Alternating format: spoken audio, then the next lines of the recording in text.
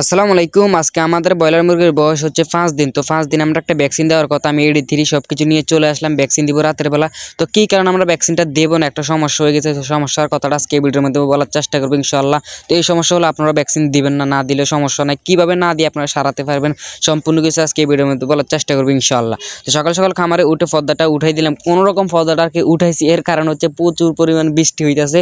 বৃষ্টির একটু আবহাওয়া খারাপ, প্রচুর পরিমাণ বৃষ্টি হইতেছে, একটু বাতাসও আছে।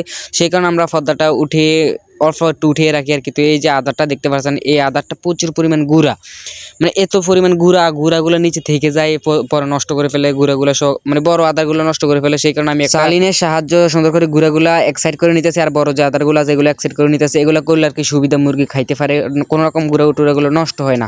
তো এই যে প্রচুর পরিমাণ গুঁড়া, এই গুঁড়া মানে 50 কেজি আদারের ভিতরে মনে হয় যে 20-30 কেজি গুঁড়োই থাকবে। তো যাই হোক, কিছু করার নাই, মানুষ বলতে শিক্ষা না, আমি এই বস্তা আর জীবন আনবো না। তো এই যে আমার নতুন ঘরটা দেখতে পাচ্ছেন, এখানে লিটারগুলো শুকিয়ে দিতেছি, কারণ লিটারগুলো একটু ভিজে।